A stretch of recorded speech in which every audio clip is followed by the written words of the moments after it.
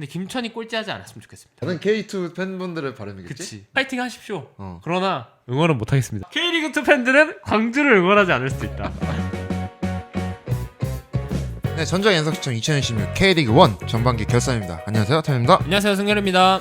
K리그 1 전반기 결산입니다. 간만에 리그 1 얘기를 하네요. 네, 오랜만에 리그원 팬분들이 보실 만한 영상을 또 우리가 준비를 했어요. 한 3주 만인 것 같은데. 그러니까 나는 사실 그 이후에도 계속 K2 경기 보고 하니까 시간이 이렇게나 지난 줄 몰랐어.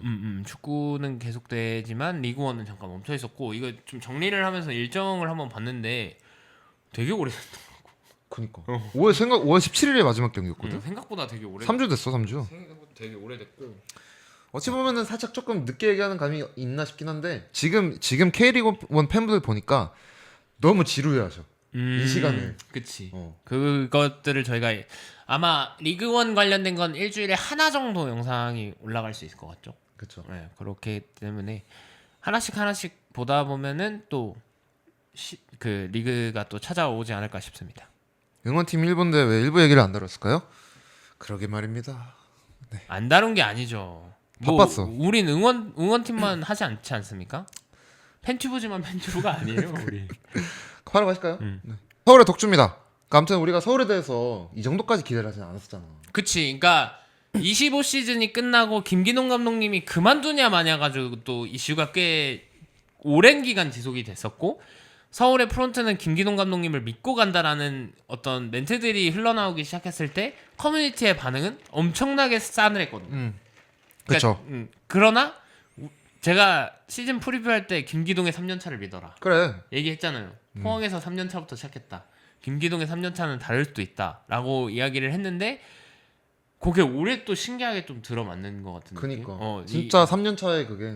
그래서 제가 멘트를 김기동의 3년차 겨울에 아우성은 사라졌다. 음. 그러니까 김기동 감독님이 25시즌 혹은 아챔 경기 때만 해도 홈팬들 그리고 서울 서포터즈 앞에 섰을 때 박수보단 야유가 많았거든요. 근데 지금은 승리 세레머니를 할 때 선수들과 하고 마지막에 꼭 김기동 감독님을 찾습니다.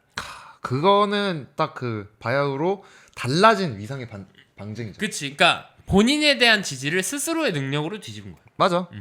근데 서울이 이번 시즌에 독주를 하고 있는 걸 보면은 비단 그냥 뭐 때가 잘 맞았다 운이 좋아서가 아니라 진짜 잘합니다. 잘해요. 그리고 그 중심에는 외국인 선수들이 저는 진짜 엄청나게 큰 몫을 하고 있다고 생각하거든요.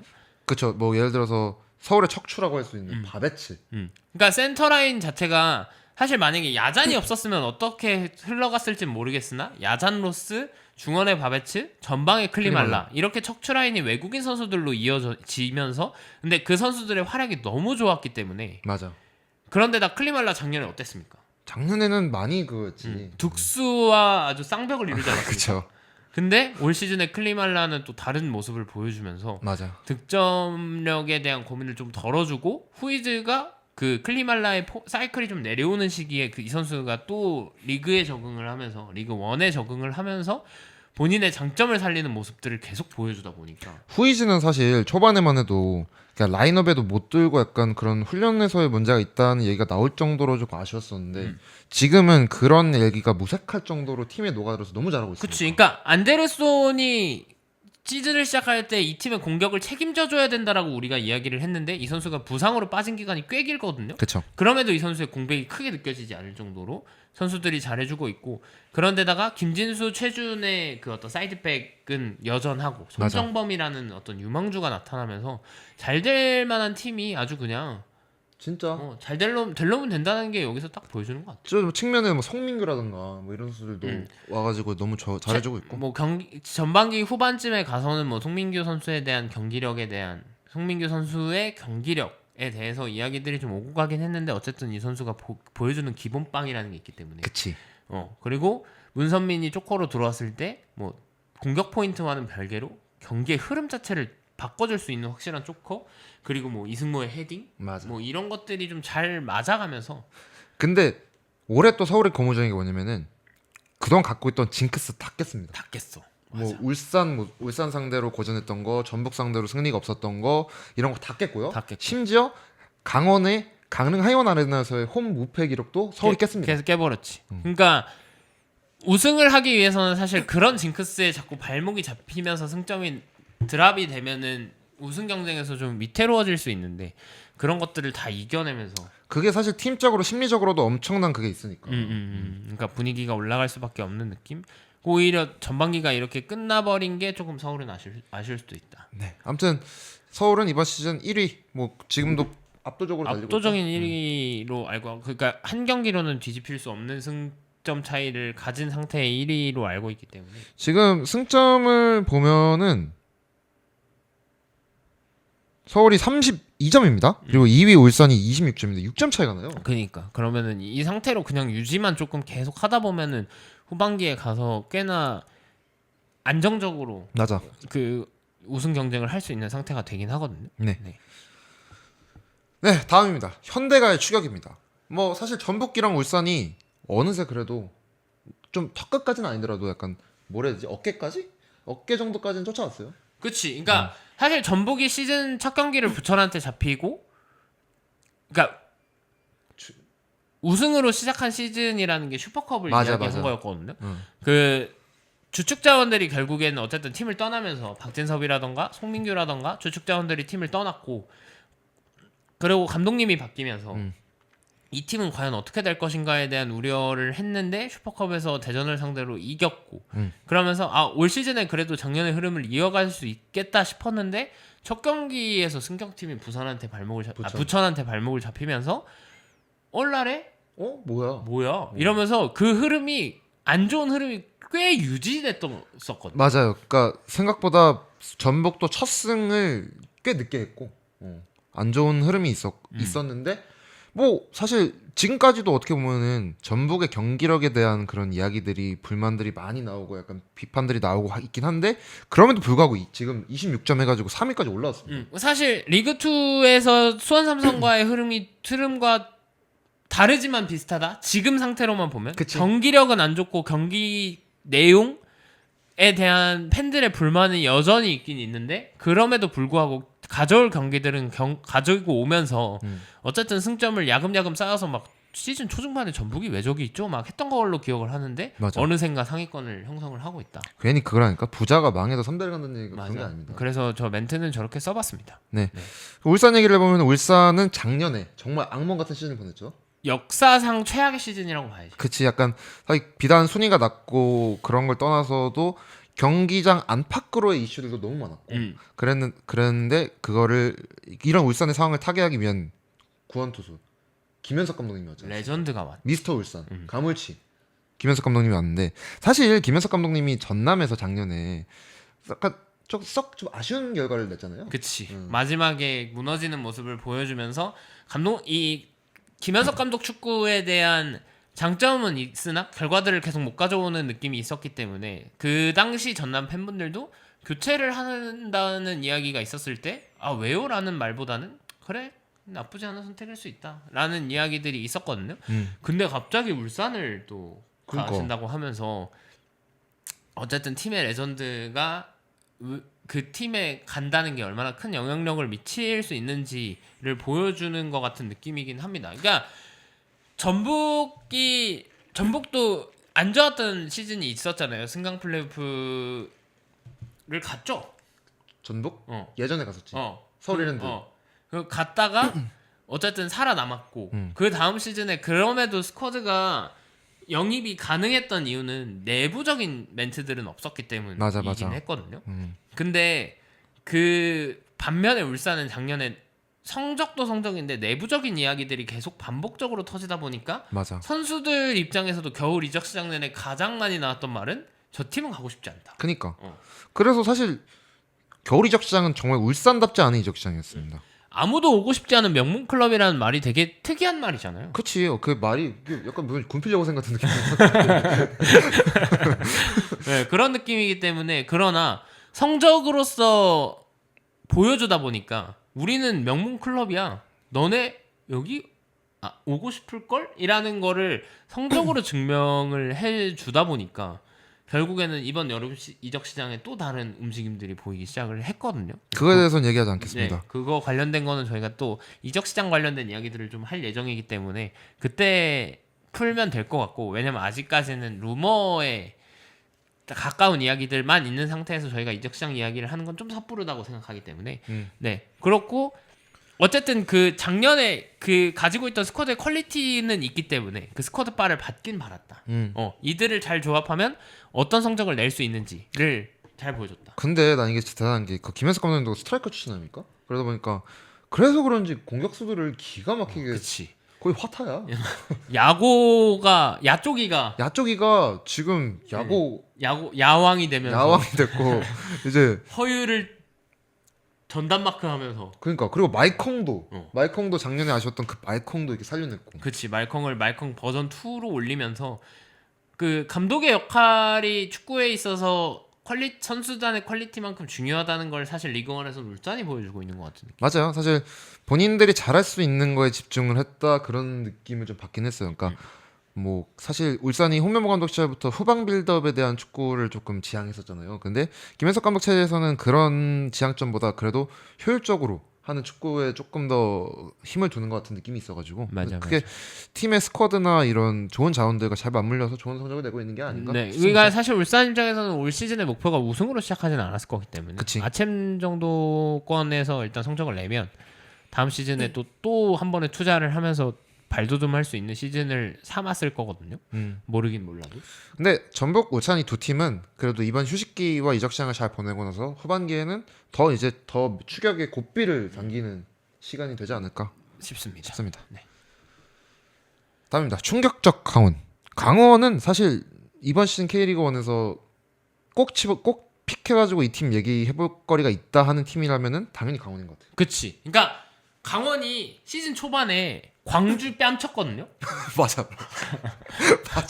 강원도 이 팀도 약간 첫 경기 울산이었잖아요. 그치. 울산한테 지고, 그러니까 근데 그 경기의 패턴이 작년에 우리가 지적했던 강원의 문제점을 그대로 답습한 패턴이었단 말이지. 물론 새로운 영입들이 좀 모자란 것 같은 느낌은 있었고 그러나 이 팀은 조직력으로 승부하고 전술로 승부하는 팀이다. 그러나 결정력이 모자라다. 어디서 많이 본 축구 아닙니까?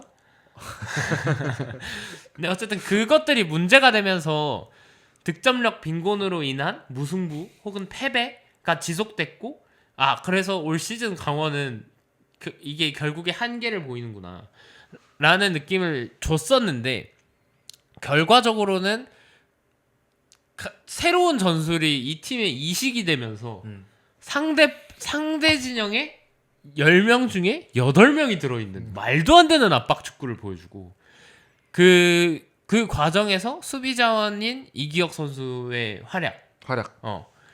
그 압박의 퀄리티가 높다 보니까 수비진에서 그래도 조금 더 편하게 볼을 뿌려줄 수 있는 상태를 팀 차원에서 만들어줬고 그러다 보니까 킥 좋은 이기혁, 신민아 혹은 강투지 안정적으로 볼 배급을 해줄 수 있는 축구를 만들었고 그러다 보니까 앞선 라인에서 공격을 진행을 하면서 안 될 골도 들어가고 맞아. 그런 찬스들이 많이 만들어지면서 인천 좀 봐요. 와. 인천이 아무것도 못했잖아. 진짜 아무것도 없었어. 이게 축구를 보면서 보통 아무것도 못했다는 표현을 잘 하진 않거든요. 그쵸. 근데 60분 동안 인천이 정말 아무것도 못했습니다. 그런 경기들이 있습니다. 사실 그 경기가 진짜 이번 전반기에서 제일 충격적인 경기를 뽑으면 그 경기인 것 같긴 해. 그리고 전체적으로. 그리고 무엇보다 이제 강원은 지금 공격 자원들의 활약도 너무 좋잖아요. 사실 김다운 선수 이번 시즌 폼 너무 좋고 아부달라 그렇게 기대 안 한다도 아부달라도 지금 압달라가 솔샤르를 하면서 6골을 넣었다고 벌써. 벌써 6골이요? 지금 엄청 많이 넣었어요. 그리고 아부달라 선수가 보통 교체로 투입돼가지고 득점을 만들어내고 많이 했잖아요. 근데 이 선수가 그래도 지금 그 시간당 득점 순도가 진짜 압도적이야. 엄청나구나. 그러니까 리그 2에는 에드가가 있다면 그런 쪽에서 그치. 에드가가 교체 출전으로 득점 비율이 50%가 넘거든요. 그러니까 그런 것처럼 압달라도 그런 모습을 보여주고 있고 확실한 체제가 있고 시스템이 있는 팀을 깨기 위해서 후반기에 상대 팀들이 엄청나게 연구를 하고 올 테지만 저 정도 완성도 높은 퀄리티는 K리그 한정에서는 아마 쉽게 깨지진 않을 것 같다. 근데 심지어 강원 같은 축구는 그래도 체력적인 부담이 좀 큰 축구잖아요. 아무래도 강도가 센 축구잖아요. 근데 휴식기가 있다는 거는 그거를 한번 리셋하고 다시 돌아올 수 있는 시간이 된다는 거지. 맞아. 오히려 이런 강도 있는 팀들은 여름에 날도 더워지고 경기 수도 늘어나고 하면은 지쳐가지고 그 제대로 된 폼이 안 나올 수도 있는데 오히려 한 번 이제 쉬어가는 타이밍이었다는 거는 후반기 강원이 더 높은 곳으로 달릴 수 있는 큰 동기가 아닐까. 맞아요. 싶습니다. 그리고 한 가지 아쉬운 거라면 기대했던 고영준 선수의 활약도 고영준 선수가 사실 초반보다는 많이 나아지고 있는 모습을 계속 보여주고 있긴 한데 네, 맞아요. 근데 우리가 포항에서 봤던 고영준의 그 기가 막힌 창의적인 어떤 플레이들은 아직 좀 모자라고 있기 때문에 혹시 만약에 고영준 선수가 그때의 폼을 한 7, 80% 혹은 90% 가까이만 채워줘도 강원은 한 단계 그 자체만으로도 팀이 한 단계 업그레이드 되는 거거든요. 네.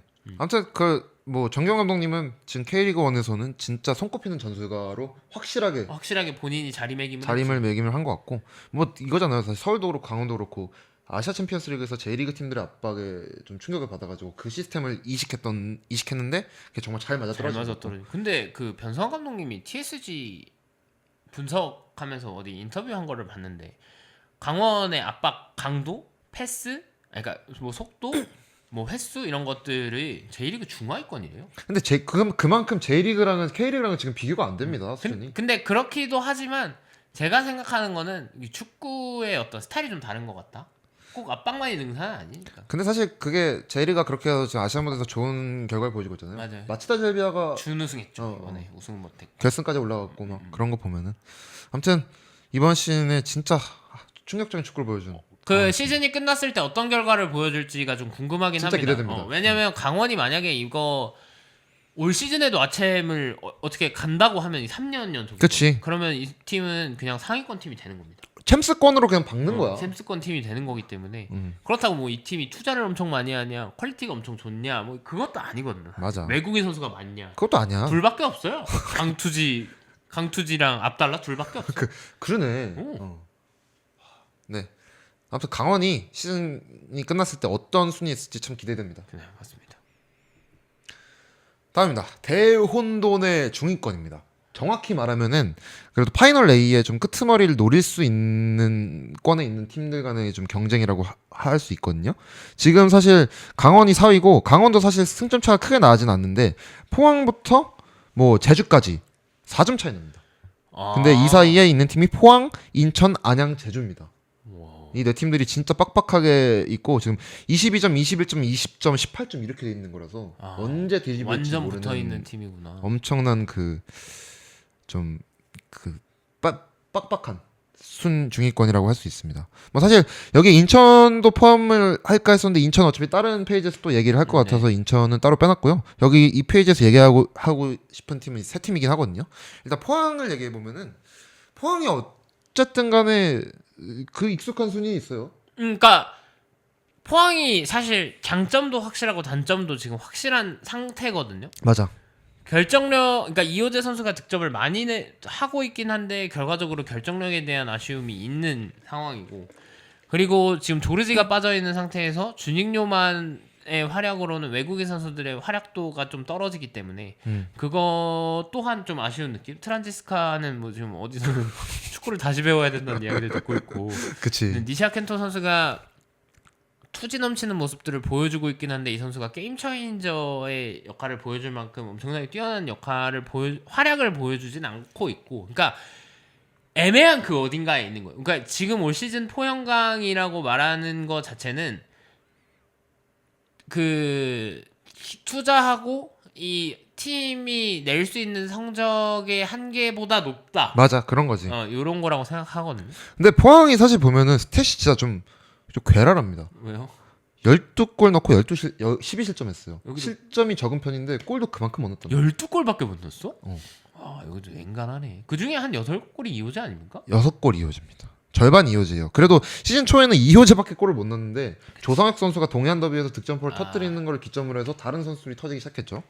그러니까 요거는 아마 결국에 근데 저는 포항은 조르지가 돌아오면 좀 다른 경기들을 좀 보여줄 수 있을 거라고 생각을 하고 다양한 패턴이 생길 수 있을 거라고 생각하긴 하거든요. 근데 뭐 이 팀한테 여름 이적 시장에서 어떤 영입이나 이런 걸 기대할 수 있는 상황은 안 된 지가 좀 오래됐기 때문에 뭐 한 번 더 지켜봐야 되지 않을까 싶습니다. 네, 그래도 어떻게든 포항의 경기력도 사실 좀 아쉬웠다고 할 수 있는 부분이 많긴 한데 그러면도 결과를 가져오고 어느 정도 조금씩 개선되는 포인트들이 있는 것 같다는 점에서 후반기를 좀 기대해 볼 수 있을 것 같고 그 다음에 일단 안양입니다. 우리 팀 안양은 그래도 전반기 핫스왕으로 7위로 마무리를 했고요. 개인적으로는 뭐 만족하면서 끝냈죠. 사실 근데 그런 생각이 들어요. 솔직히 말해서 아쉬운 게 많거든요. 왜냐면은 이번 시즌에는 이길 수 있는 경기를 비긴 것도 많고 이상한 이슈들 경기 내에서의 약간 퇴장이나 그런 변수들 때문에 승점을 못 챙겨온 것도 많고 해서 좀 아쉬운데 생각을 해봅시다. 2년 전에 우리 어디 있었죠? K리그2에 있었습니다. 네. 지금 2년밖에 안 되는데 지금 전반기 이제 반 정도 했는데 7위예요. 저런 거 아닙니까? 누가 못했대요? 그런 생각이 들었다고 내가. 하여튼 그래서 너 뭐 나쁘지 않다고 봐요. 왜냐면은 사실 이번 시즌이 조금 그래도 많이 우려로 시작을 했었는데 그거에 좀 그것보다는 그래도 조금 어떻게 해결하려는 그런 시도들에 대해서 좀 감명을 많이 받았습니다. 그러니까 올 시즌 전반기 안양을 이야기를 하자면 이가 없으면 잇몸으로라는 진짜. 말이라고 생각하거든요. 그러니까 전형적으로 보여줄 수 있는 경기는 포톱. 그건 근데 포톱이 수비수야. 진짜 나는 리버스 축구. 그때도 얘기했지만 내가 거기 관중석에서 내가 뭘 보고 있는 거 싶었다니까. 그런 경기들도 있고 아무래도 작년에 좋은 활약을 보여줬던 야고와 모따의 공백을 외국인 선수들이 조금 못 채워주면서 그거를 정확하게 채워주진 않는 상태에서 아일톤이 리그에 적응을 해나가던 시기에 지금 부상을 당했고 새로 영입된 엘쿠라노는 뭐하는 사람인지 모르겠고 축구 선수라고 합니다. 뭐 토마스도 부상을 당하고 뭐 마테우스 퇴장당하고 이러면서 그들이 비어있는 경기들에서 그럼 이걸 어떻게 대처해야 될 것인가 이게 사실 전반기의 숙제라고 저는 생각을 하거든요. 맞아요. 그러니까 근데 작년에 아마 우리가 시즌 리뷰 때나 프리뷰 때도 계속 약간 단점으로 지적했던 포인트가 외국인 선수 몇 명한테 의존돼 있던 그 공격 포인트라고 얘기를 했었거든요. 근데 그래도 고무적인 부분은 올해는 그래도 국내 선수들이나 여러 가지 좀 득점 패턴이 좀 다양화됐다. 그리고 뭐 김훈 선수 같은 경우에도 전방에서 본인의 역할을 제대로 수행해주고 있고 뭐 최건준 선수도 그래도 골을 넣어주고 있고 뭐 그러면서 조금 작년에 못다가 해줬던 거를 그냥 그 여러 선수들이 해주고 있다 이런 생각입니다. 그러니까 전반적인 저점이 슬슬 높아지고 있는 것 같은 느낌이기 때문에 후반기에 모르긴 몰라도 어떤 그러니까 어떤 영입들이 있긴 있을 것 같이 보이긴 하거든요. 어떤 식으로든. 뭐 말 나온 김에 토마스 얘기 한번 할까요? 나중에 그냥 살짝만 하시죠. 뭐 사실 토마스 선수가 지금 아웃이 되게 유력한 상황에서 뭐 어떡하냐 뭐 이런 생각에서 안 드는 건 아니지만 사실 솔직히 말하면은 큰 걱정은 안 합니다. 그러니까 왜냐면은 그거에 대한 답은 이미 어느 정도 갖고 있을 거라고 생각을 하기 때문에 큰 걱정 안 합니다. 그리고 토마스 없었을 때 생각보다 못하진 않았어. 그래서 보통 답은 있는데 돈이 없는 건가 맞지? 아니 우리도 정답은 다 갖고 있어요. 그래서요. 빌레로가 없을 때 어떻게 했는지 아시죠? 정답은 다 갖고 있어. 결과가 안 나와서 그렇지. 아니 근데 생각보다 근데 뭐 큰 걱정은 안 해요. 어차피 네. 뭐 근데 어떤 방식으로든 아마 토마스 선수가 아웃이 되면 그 자리를 누군가로 지금 있는 스쿼드 플러스 알파로 어떤 선수를 데려오면서 채우려고 시도는 할 거거든요. 그럼 무조건 데리고 와야 됩니다. 지금 미드필더가 2명이 빠진 거니까. 시도는 할 거고 그거에 대해서 조금 더 기대를 해봄직하다. 그리고 아일톤의 복귀 시기가 좀 중요하지 않나. 아이톤 선수는 지금 그 들린 얘기로는 한국에서 검사를 했을 때는 이거 시즌 아웃이다 수술해야 된다 이랬는데 브라질로 돌아와서 검진을 받아보니까 이거 수술 안 해도 되고 몇 달 재활하면은 돌아올 수 있다 이렇게 시즌 아웃이 아니라는 얘기가 있고 브라질이 그런 쪽의 의료는 한국보다 낫대요. 완전 선진국이라고 하더라고. 그래서 뭐 아무튼 뭐 저는 여러모로 그래도 이가 없으면 잇몸으로 약간 포기보다 극복을 택한 팀이었기 때문에 그치. 그 안양은 이 K리그 2년 K리그 1 2년 차의 해답은 창의력에 있고 후반기 때 또 안 좋은 상황이 있을 때 어떤 창의력으로 그 위기를 타개해 나갈지가 오히려 더 기대되는 팀이다. 엘쿠라노 중미 어떻습니까? 나가세요. 나가시라고. 아, 나 엘크라노 표정이 좋아 보이는데? 오 토마스 나가면 미드필더 뛸 수 있겠는데? 아이씨.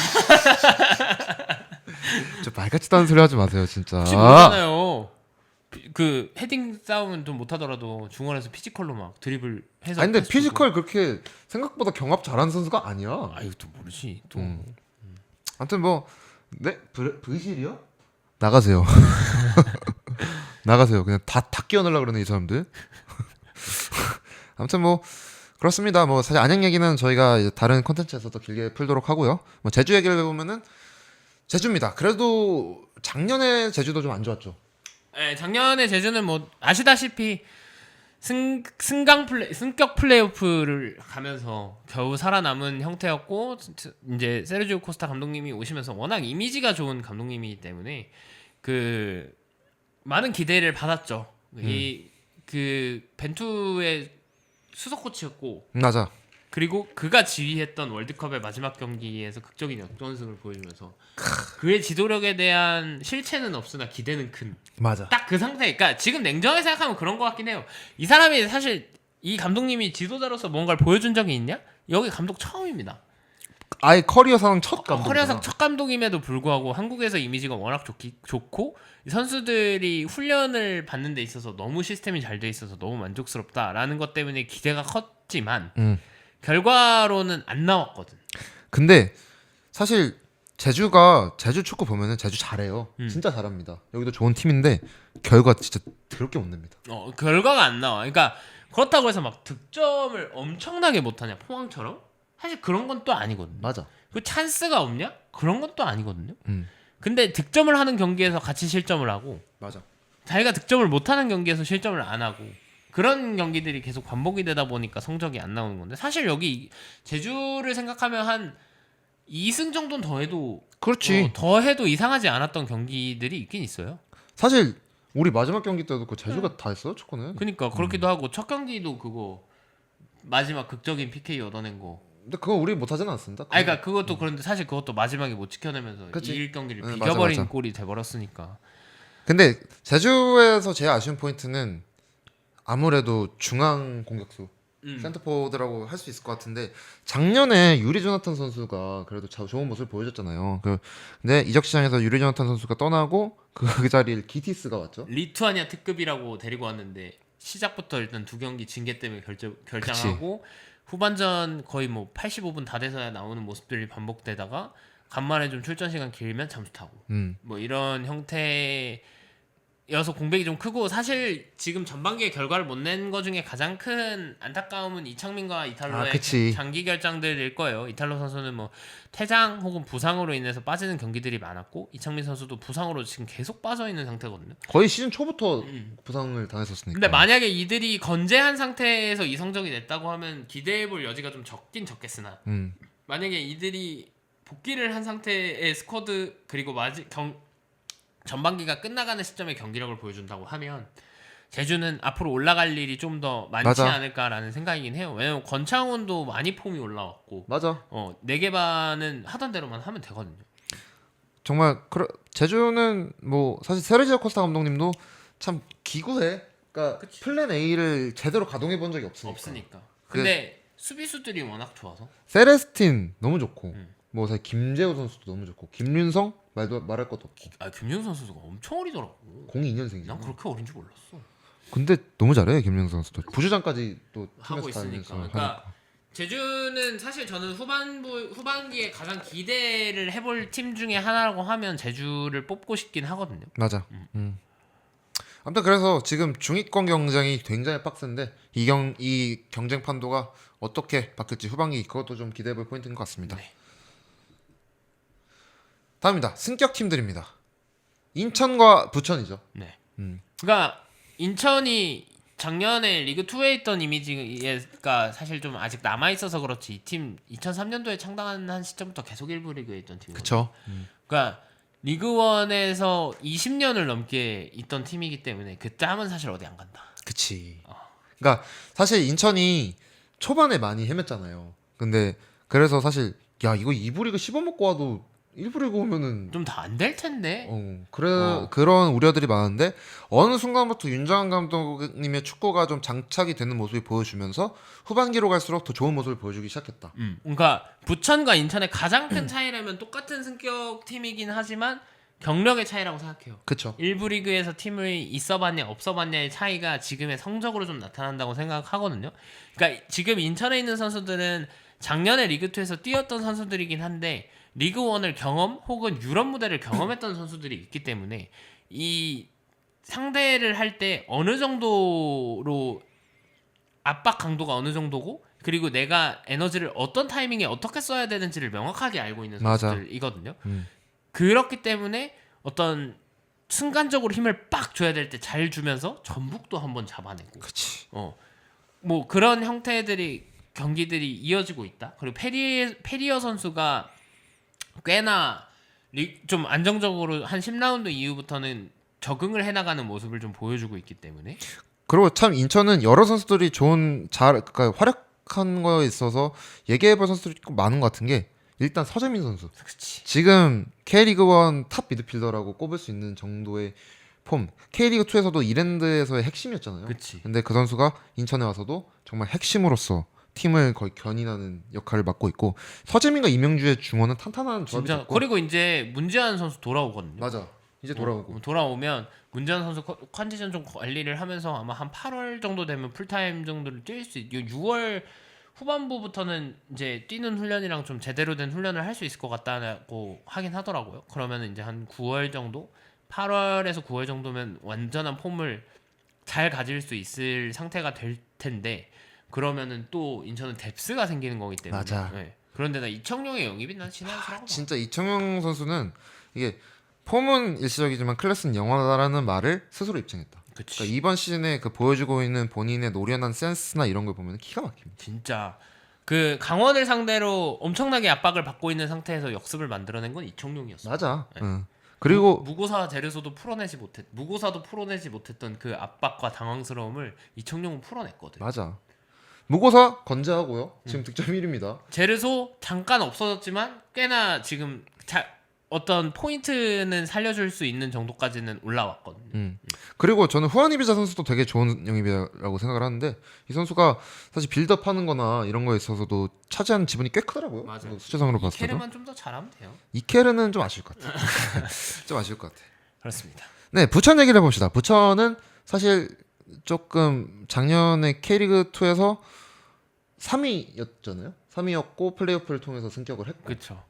승격을 해가지고 뭐 많은 주목을 받았던 팀이었잖아요. 사실 이 팀도 서사가 있고 3부 리그에서부터 시작한 팀이기도 하고 그래서 심지어 개막전에는 전북을 원정에서 이기는 대이변을 대이변 그리고 뭐 해주셨습니다. 대전이랑 비기고 맞아. 뭐 그러면서 강팀들을 상대로 초반 5경기에서 우리가 망했다 이거 일정. 진짜 근데 거기서 2무인가 3무를 맞아. 하면서 되게 좋았던 스타트를 보여줬거든요. 근데 앞서 말했던 것처럼 인천과 부천의 가장 큰 차이는 거기서 나왔다고 생각합니다.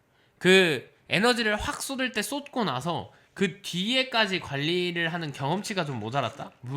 분명히 뭐 윤빛가람이라던가 김종우 같은 리그원에서 경험이 꽤나 많은 잔뼈 굵은 선수들을 영입하긴 했지만 어쨌든 전체적인 팀 스쿼드 자체는 리그 2에서의 경험이 더 많은 선수들이 많기 때문에 혹은 리그 1에서 실패를 했거나 그런 선수들이기 때문에 그런 데서 조절하는 데 좀 어려움을 겪었다.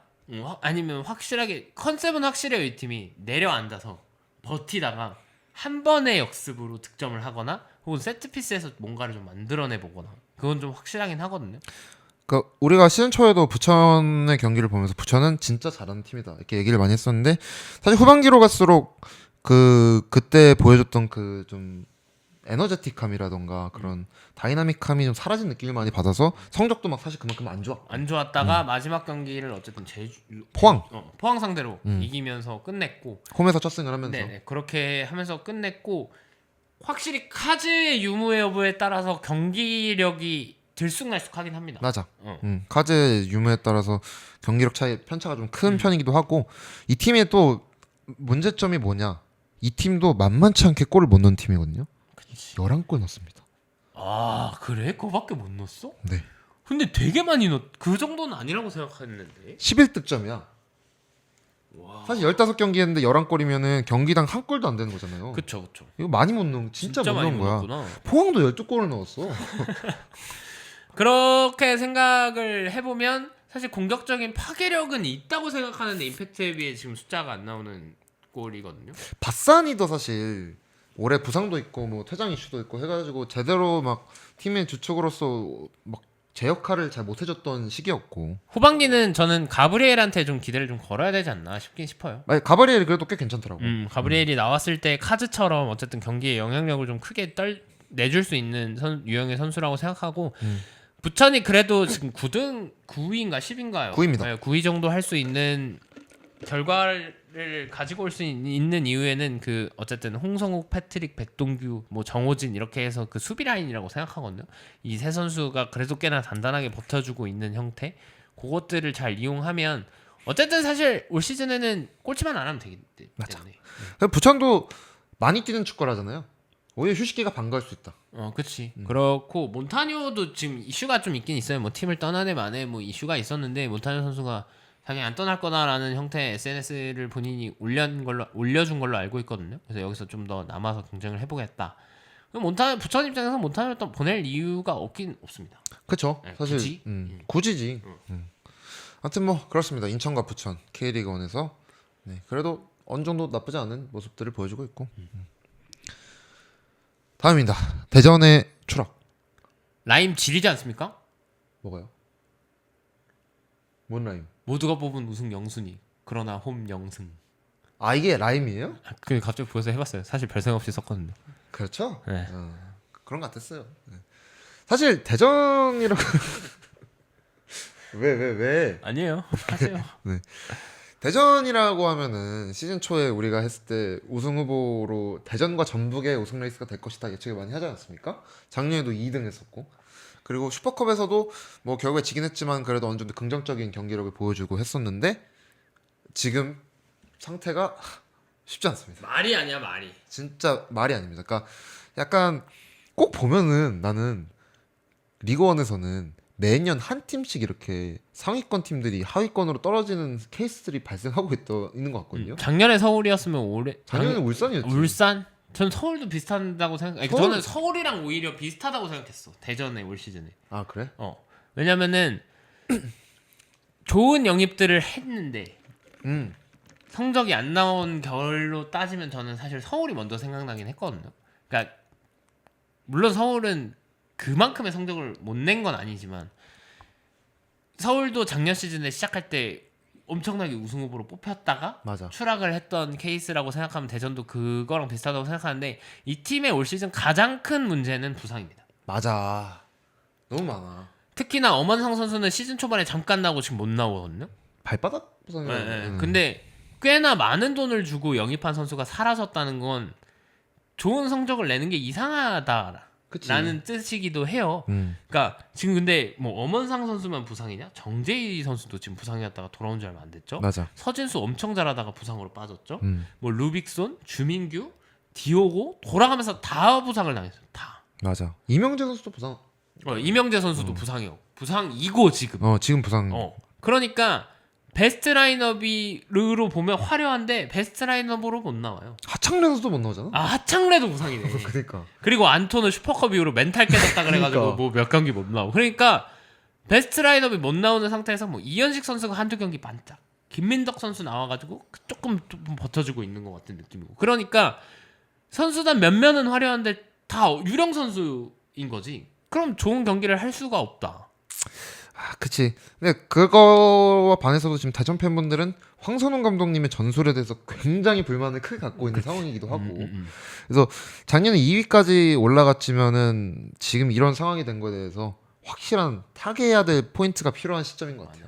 그리고 뭐 전술 얘기 나와서 하는 이야기이긴 한데 대전은 사실 무슨 축구를 하는 팀이냐라고 물어보면 좀 애매합니다. 그걸 사실 우리가 지금 사실 K리그 1 팀들도 그렇고 어느 정도 할 얘기가 있는데 대전은 사실 잘 모르겠습니다. 그러니까 뭐 공격적인 축구를 하는 팀이냐, 아니면 뭐 속도를 이용한 축구를 하는 팀이냐, 아니면 수비적인 단단함을 쌓고 뭔가를 하려고 하는 팀이냐, 어떤 거에도 해당되지 않습니다.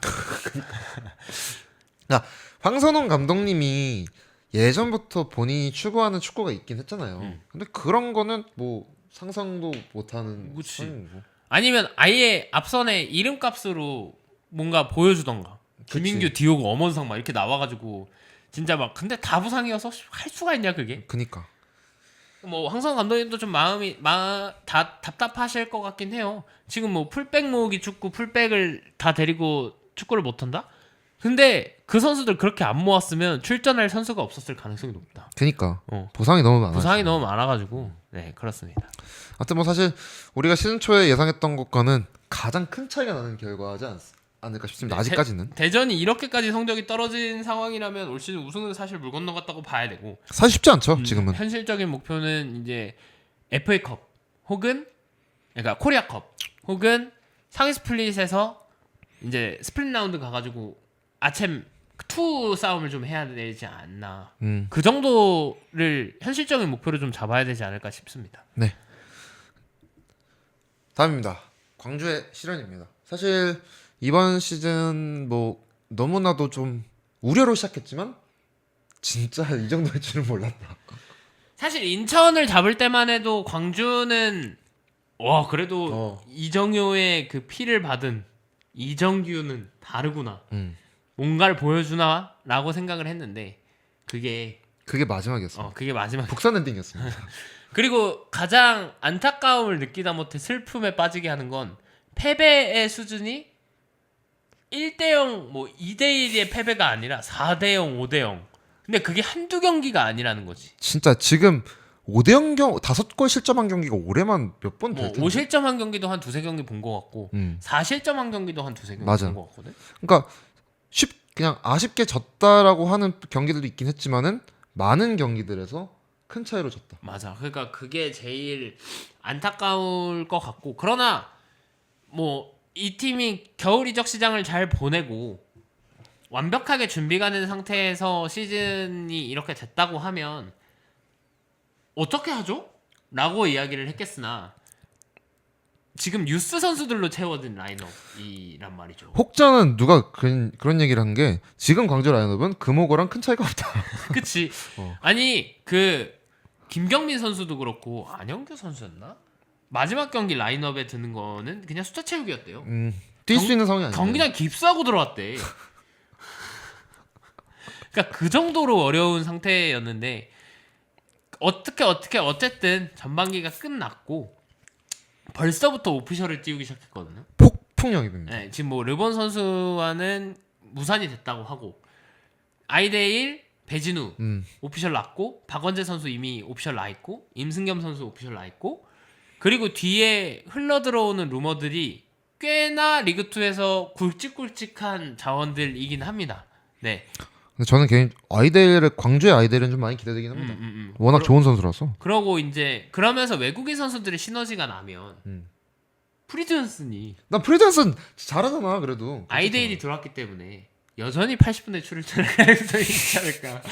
아니지. 프리댄스는 아이델에서 더. 그거 전 안 된다고 봅니다. 왜요? 둘이 스타일이 비슷해가지고. 그런가? 네. 난 아이데일이 좀 더 섬세하게 해줄 수 있을 것 같긴 한데. 프리드언슨한테요? 신창무가 아이데일한테 패스 주고 골 넣는 게 훨씬 빨라요. 아니 왜 프리댄스 잘하는데 뭘요? 잘하지 않나요 올해 그래도? 작년보다요? 그쵸. 그러니까 이 선수가 근데 의외로 측면에서의 플레이에서 조금 번뜩임을 보여준 의외의 모습도 있긴 했어가지고 뭐 그거는 이재경 감독이 알아서 잘 쓰시겠죠. 네, 잘 쓰시겠죠. 근데 이제 앞으로 지금 벌써 루머들만 해도 리그원에서 경쟁력을 갖추기 시작했어요. 그니까. 스쿼드가. 맞아. 그 몇 선수만의 영입으로도. 그렇기 때문에 광주는 좀 더 기대해볼 법하지 않나 싶습니다. 물론 사실 지금 광주의 상황이 1승 3무 10패고요.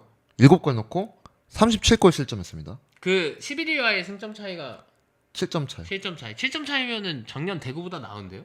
그러네. 그건 낫네. 그래. 그렇기 때문에 이게 생각해 보면 뭐 올 시즌 광주가 확정이다? 아닐 겁니다. 근데 김천이 꼴찌하지 않았으면 좋겠습니다.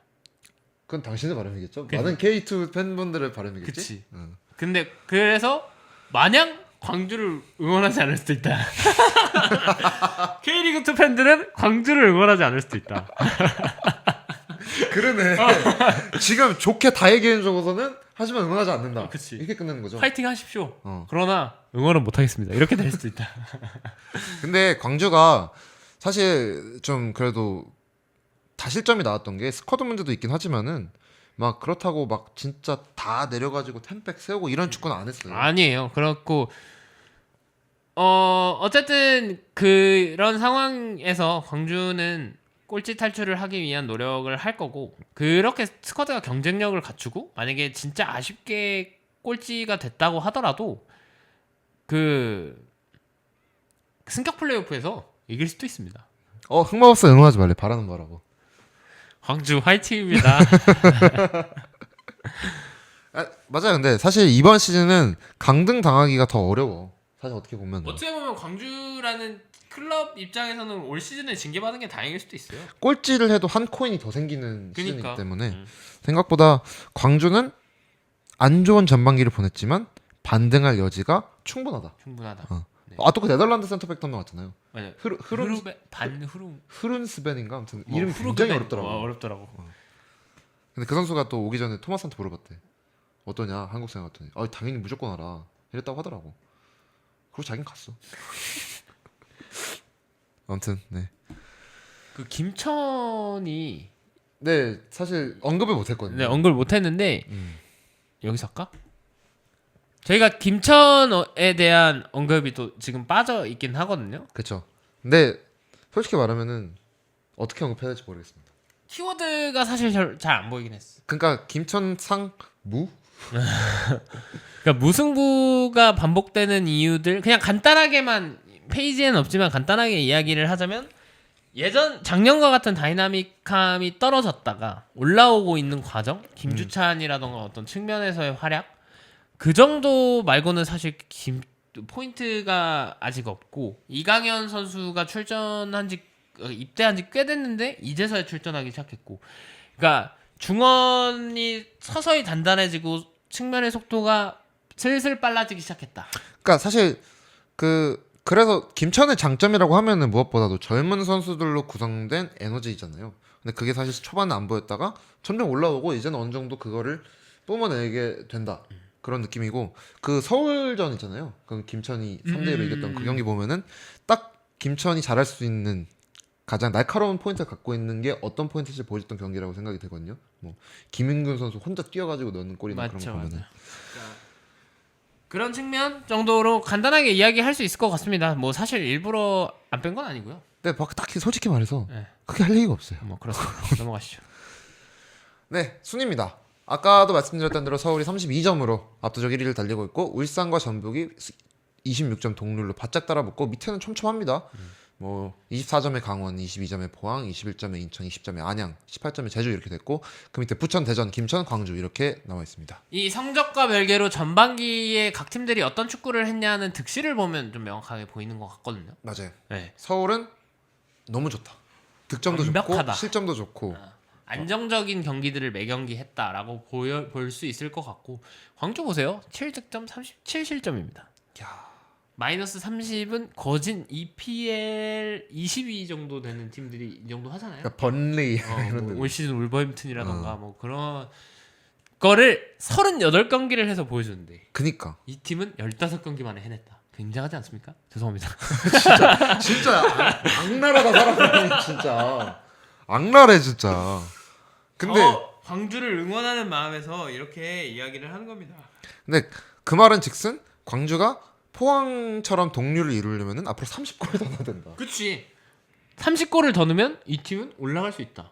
근데 30골이면 잠깐 남은 경기가 우리가 38라운드까지 하니까 23경기가 남았잖아요. 경기당 2득점. 거의 1.5골 정도 넣어야 된다는 거예요. 2득점. 아, 그치. 1.5골. 그 정도 넣어야 된다는 거예요. 네네네, 그렇죠. 넣을 수 있지. 할 수 있지. 할 수 있습니다. 할 수 있습니다. 조롱 아닙니다. 근데 타 팀들도 골은 안 넣습니까? 그게 문제인 거지 이제. 네, 뭐 아무튼 그러니까 뭐 순위표 얘기를 잠깐 짚고 넘어가시죠. 네. 네, 뭐 사실 마지막 라운드 리뷰를 할 때와 똑같은 이야기이기는 한데 서울, 울산, 전북 전통적인 강팀들의 3강 싸움. 저는 이게 사실 올 시즌에 끝날 때까지 좀 갈 것 같긴 하거든요. 유지될 것 같아요. 유지될 것 같긴 하고 그 강원, 포항, 인천, 안양, 제주 딱 요 그룹에서 상위 스플릿이 나오지 않을까. 근데 저 그룹이 그리고 생각을 해보면은 후반기 내내까지도 시즌 내내 좀 계속 바뀔 것 같은 느낌. 좀 엎치락뒤치락하면서 결국에는 강원이 올라가겠지. 저는 강원, 포항, 제주 이렇게 올라갈 거. 제주. 안양과 인천은 아쉽게도 네, 둘 중에 한 명의 상승왕 뭐 이 정도일 것 같습니다. 대전이 얼마만큼 올라올지가 좀 감이 없습니다. 그러게 대전이 어느 정도 올라올지 모르겠네. 근데 뭐 지금 다들 이제 아마 이제 팀들도 이제 휴식기 전지훈련을 다들 시작을 한 것 같죠. 네, 사실 훈련을 시작했고 뭐 순위표의 특징은 사실 크게 없긴 없습니다. 그냥 꽤나 촘촘하다. 촘촘하다. 아직까지는 다 경합권이기 때문에 누가 또 확실하게 앞서 나갔다 뭐 이런 느낌은 좀 없는 것 같습니다. 저주 피했다고요? 인천 팬분 아니세요? 아 내가 미치라고 했죠? 하스 갈 거라고. 하스 갈 거라고. 저도 제가 그래서 가만히 있지 않았습니까? 아 내가 흑마법을 부리려고 말하는 게 아니라 진지하게 말하는데 결과가 그렇게 나오는 겁니다. 그러니까 진짜 찐 마무리라는 거지. 의도성이 없이 그냥 자연스럽게 나오는 거잖아요. 맞아요. 그렇습니다. 후반기에도 적중률이 어느 정도 되는지 한번 봅시다. 성남의 볼드모트. 네, 아무튼 지금까지 K리그 1 이번 시즌 전반기 K리그 1에는 무슨 일들이 있었나 한번 쭉 돌아봤습니다. 팀별 키워드로 한번 돌아봤고 앞으로 좀 여러 가지 주제들로 이야기를 해볼까 하거든요. 뒤에 벌어질 이야기들도 많은 시청해 주셨으면 좋겠습니다. 네, 지금까지 2021 K리그 1 전반기 결산이었습니다. 감사합니다.